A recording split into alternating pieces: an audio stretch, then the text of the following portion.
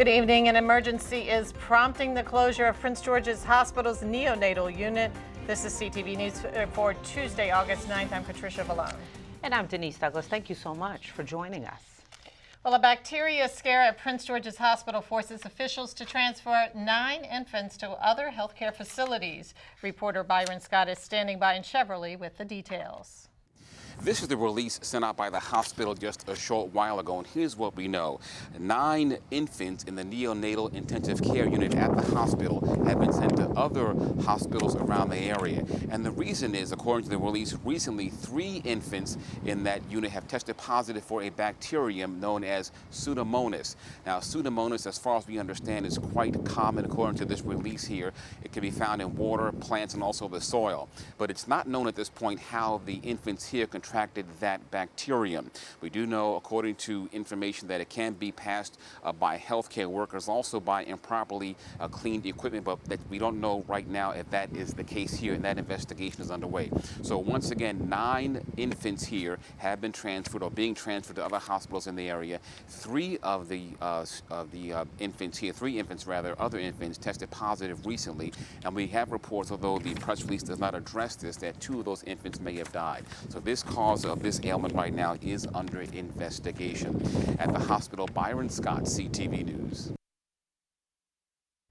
Thank you for that story, Byron. It's a story that we will definitely continue to follow.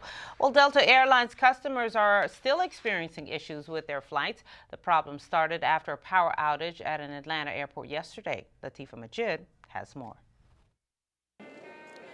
That's right. Well, the lines have been consistently long with people waiting to be serviced by Delta Airlines. Now let's take a look at the screen. So far, I have only seen 1 canceled flight, but there have been several more delays. I've had 3 flights canceled, and so I'm about ready to give up. Cancellations and delays filled airports as Delta had to cancel around 300 flights this morning.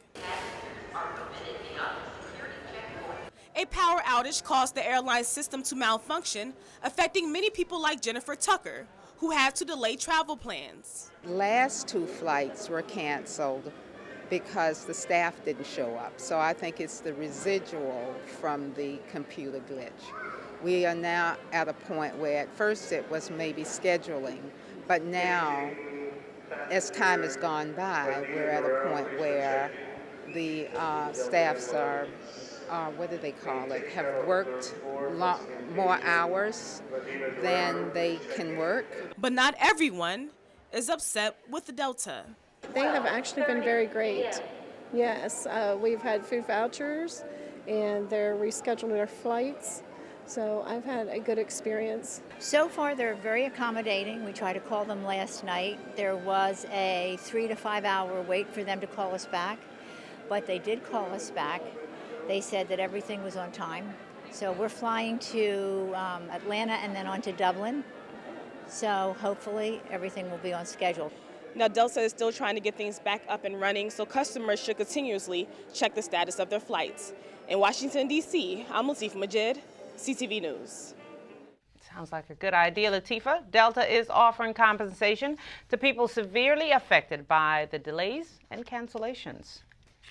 Major changes coming to Metro and Montgomery County, so riders should plan ahead. Surge 7 of Safe Track begins today through August 18th along the Red Line.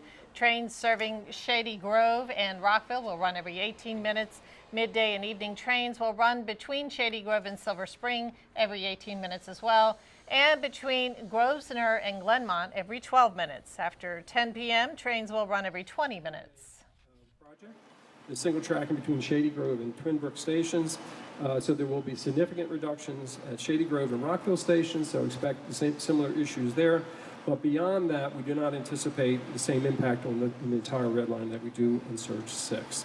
Key elements of the Surge 7, again, free ride-on shuttle between the Grosvenor, Strathmore Station and Montgomery College via I-270 weekday during the extended peak period. We're also providing additional buses on Route 46. We're basically enhancing that to a 10 minutes headway throughout the system. Now, final advice for the public. Use marked train if possible.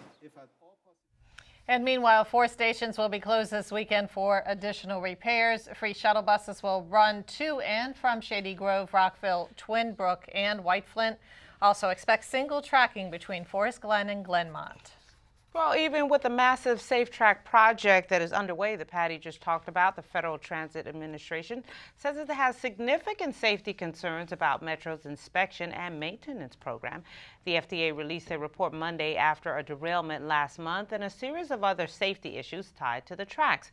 Among the findings, rail inspectors are inadequately trained and not given enough time on the tracks to complete their work. The safety directive requires Metro to address deficiencies in its inspection, resources and training, oversight of quality and rail construction and maintenance.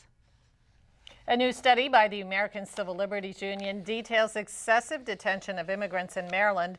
The report, called Detained Without Process, says some people are placed in a no-bond status for long periods of time at taxpayer expense without due process.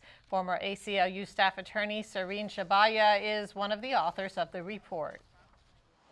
Due process is something that should apply to everybody. I mean, short of taking someone's life, there is nothing bigger than taking away their freedom. And we're talking about people who are being deprived of their freedom for months and years, well after they've already paid their debt to society and served their time. Like, we're talking about someone who has a shoplifting offense, for example, who ends up in immigration detention for months and months, and then eventually wins their immigration case, but just because at the beginning they weren't given this very basic protection that we give all criminal defendants, basically, of a bond hearing, of being able to say, here are my equities, here are my downsides, you know, I could be released while all of this is going on. And University of Maryland professor Robert Coolish co-authored the report. Governor Larry Hogan is requesting a disaster declaration for Ellicott City from the U.S. Small Business Administration. An approved declaration would allow affected businesses, homeowners, and renters to apply for low interest rate loans to repair damages that occurred during the July 30th flash flood. The funds could be used toward real estate, personal property, machinery, and equipment, as well as inventory and business assets. 2 people died during the storm, and dozens of businesses and homes were destroyed. You are watching CTV News. I'm Denise Douglas. And I'm Patricia Vallone.